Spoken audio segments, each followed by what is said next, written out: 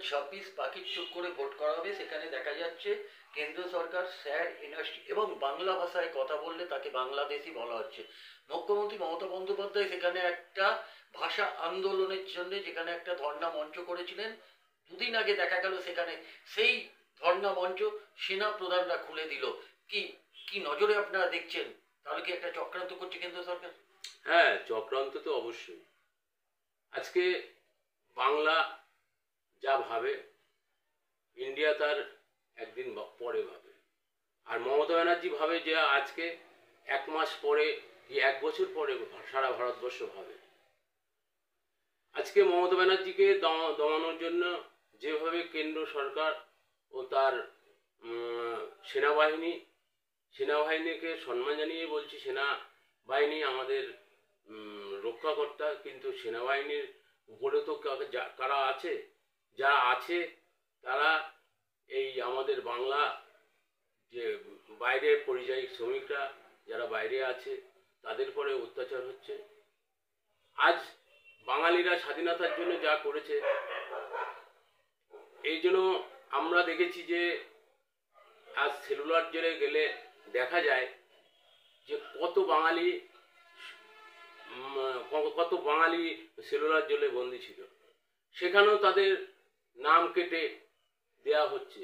বাংলার প্রতি বঞ্চনা। বাংলা স্বাধীনতার অগ্রভাগে ছিল, সেই বাংলাকে ভাগ করে দেওয়ার পরে এইবার একে এনআরসি করা হচ্ছে।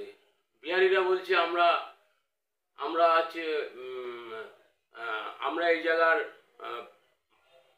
ভূমিপুত্র, কিন্তু আমরা বাঙালিরা সেটা বলতে হচ্ছে না। কিন্তু স্বাধীনতায় আমরা প্রথম। আমাদের বাংলাকে ভাগ করে দিয়ে আজকে এনআরসি করে আমাদের বাঙালিদেরকে দুর্বল করে দেওয়া হচ্ছে। স্যার নিয়ে যেভাবে মানুষ একটা বিভ্রান্তিতে রয়েছে, তৃণমূল কংগ্রেসের সৈনিক হিসেবে আপনারা কি করে তাদের পাশে গিয়ে বোঝাচ্ছেন এই স্যার কিংবা এনআরসি নিয়ে? স্যার এনআরসি যেটা হচ্ছে, আমরা কেউ বলছি না যে এনআরসি আমরা কোনো মরা মানুষের নাম। আমরা চাইছি প্রকৃত যারা মানুষ, প্রকৃত যারা এখানকার বসবাস করে তাদের নাম থাকুক। আমরা এটা চাইছি। আমরা বলতে চাইছি না কোনো মরা মানুষ কিন্তু যারা এখানে থাকে না তাদের নাম থাকুক। আমরাও তো প্রথম থেকে মমতা ব্যানার্জি এরা এনআরসি করার আগেই মমতা ব্যানার্জি আমাদেরকে নির্দেশ দিয়েছিলেন যে প্রতিটা বুথ ধরে ধরে আপনারা দেখেন যে কোনো ভোটার আছে কিনা, সেটা বাছার কাজ কিন্তু আমরা আগেই করেছি। এরা তো এখন এনআরসি এরা বাড়ছে, কিন্তু মমতা ব্যানার্জি এর আগেই জানে যে আগে একবার বলেছি মমতা ব্যানার্জি যা ভাবে 1 বছর পরে সারা ভারতবর্ষের লোক ভাবে। মমতা ব্যানার্জি আমাদেরকে নির্দেশই দিয়ে দিচ্ছিলেন যে প্রতিটা বুথে বুথে যে আমাদেরকে ভোটার লিস্ট চেক করার জন্য। প্রধানমন্ত্রী নরেন্দ্র মোদী বাংলায় আসার পরে যেভাবে দেখা গেল যে বেছে বেছে তৃণমূল এমএলএদেরকে ইডি সিবিআই দিয়ে ধরা হচ্ছে, কি মনে করছেন 2026-এ কোনো এফেক্ট করতে পারে বলে মনে করছেন আপনি? এরা তো প্রতিবারই তাই করে, শুধু তৃণমূল বলে না। আজকে পুরো বিরোধীদের কণ্ঠরোধ করার জন্য এরা অনেক কিছুই করছে, কিন্তু এইভাবে তৃণমূলের কণ্ঠরোধ করা যাবে না।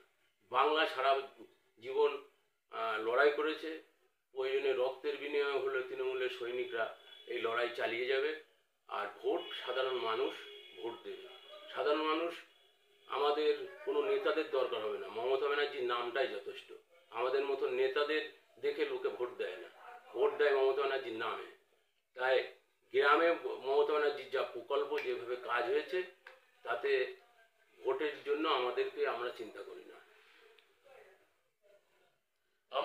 আমার পাড়া আমার সমাধান, মানুষ কতটা আপ্লুত এবং কি কি অভিযোগ নিয়ে আপনাদের কাছে আসছে? এইবার বলি, আমার পাড়া আমার সমাধান, এটা মমতা ব্যানার্জির মস্তিষ্ক পুষিত একটা প্রকল্প। এতদিন কি হতো, আমাদের এমপি এমএলএ পঞ্চায়েত তারার কাজগুলো এলাকায় দিত। এখন মমতা ব্যানার্জির একটা অভিনব প্রকল্প যেটা করেছে, এখন জনগণ বলবে।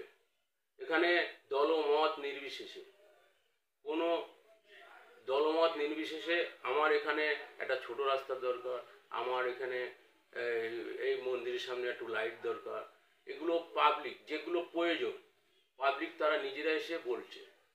মানুষ এতে বিরাট সাড়া দিয়েছে।